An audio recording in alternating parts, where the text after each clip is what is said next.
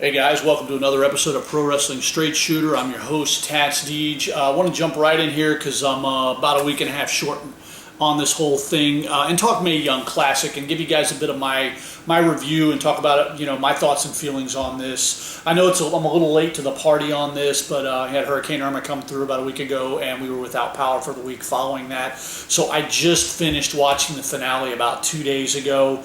And as a lifelong wrestling fan, as well as a fan of women's wrestling in general, this was an absolute thrill and just an absolute joy to watch and see WWE do this. And this is a bit new for their programming. I know women's tournaments are not new.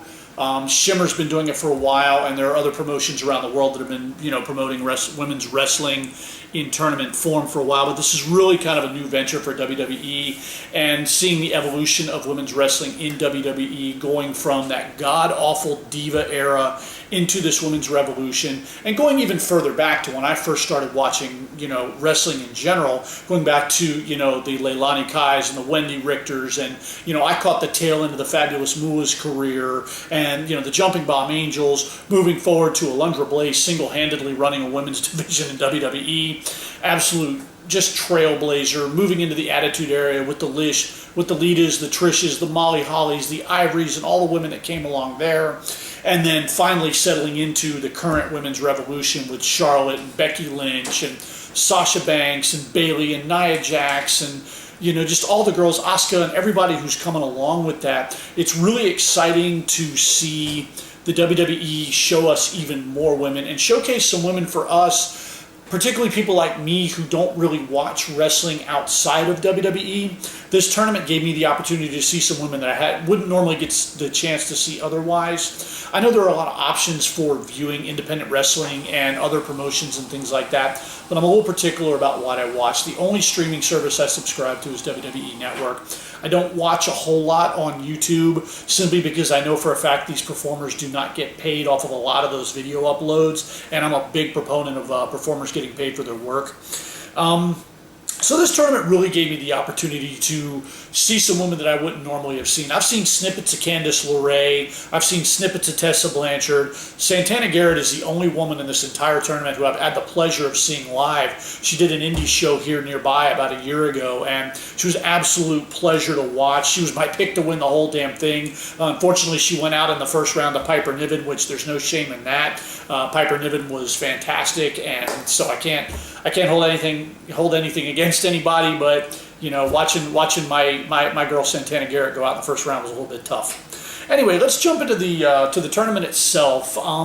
Again, very excited to see something like this. I have a 12-year-old daughter. She loves watching WWE with me, and she particularly loves watching the women and seeing the look on her face. Watching these women go through this is part of the thrill for me as a dad as well as a fan. Now, there's a few people on the internet that have been a bit heavy-handed, and I am going to discuss this briefly at the end. There's a slight black eye on the tournament because a lot of people really felt like WWE transparently used it as a way to put over their four horsewomen of the UFC versus the four horsewomen of the WWE kind of feud that they've been brewing here now for the better part of 3 or 4 months, as well as one of the four horsewomen of the UFC, Shayna Baszler, being in the tournament, and there being just some issues there. And I'll talk about that at the end. And I'm not going to beat it up because I don't want to belittle or demean the efforts of any one of the women in this tournament, because they're really, just from top to bottom, had some pretty top-notch talent in there. Quite a few veterans, again, but some women that are very green, some women that are still very much in developmental that I'd like to see more of, because I thought that for what they've been trained to do, I think they put on a good showing. The biggest problem that I have with this whole tournament is the same problem that I had with the Cruiserweight Classic. I wanted to see most, if not all, of these women signed to some type of deal, at least get an NXT deal, a tryout, and see if they can build into something, if not get long-term contracts, because I enjoyed everybody in the tournament. Even the ones that were green, even the ones that were a little, obviously need some work. There was something about them that I liked, whether it was their look, their presence, something about the way they presented themselves in the ring, or even just their flat-out in-ring work. I want to see more of it, and that was really my biggest negative takeaway from the whole tournament is that some of these girls are going to go back to the independents, are going to go back home to Australia, Scotland, wherever they came from, and there's a really real possibility that because I don't watch wrestling outside of WWE that I may not get to see these women again. So that was kind of the downside of the whole thing for me. All in all, top to bottom, I thought there were some spectacular matches. Kairi Sane and Tessa Blanchard in the first round. Oh my God, what a match. Absolutely just, for me, still probably top two matches. Kairi Sane, again, she's going to be a recurrent theme here. Kairi Sane and Toni Storm in the semifinals, again, absolutely just blew it out of the water for me. Piper Niven and Toni Storm, again, another good pick there. Piper Niven and Toni Storm in the second round, again, spectacular match. There were so many good matchups in this thing, and like I said, I can't really talk too much about it because I could go on for 20 whole minutes.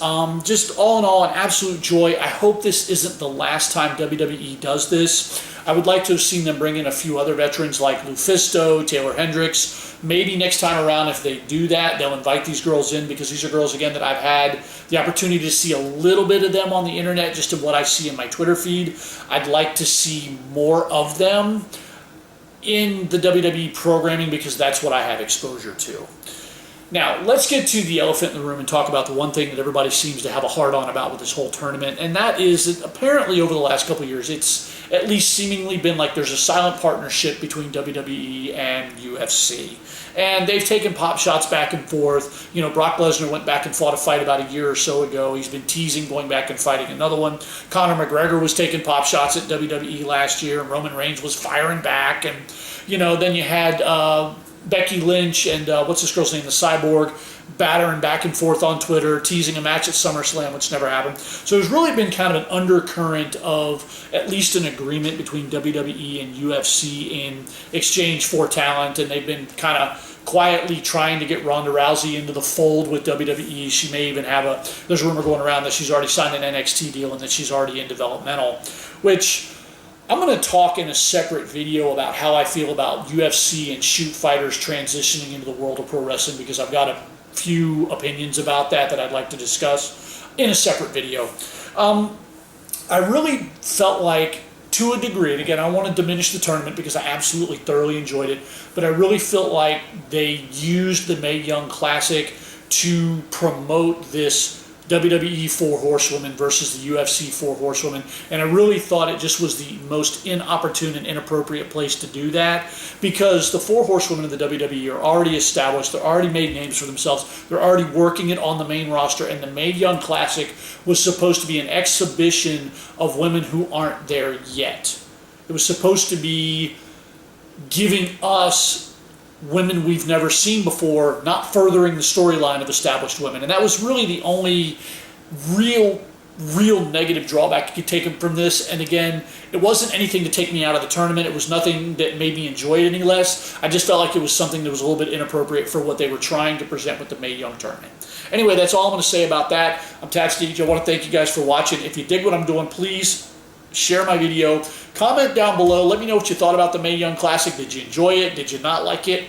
Let me know what you think, and subscribe if you hadn't. I'm out.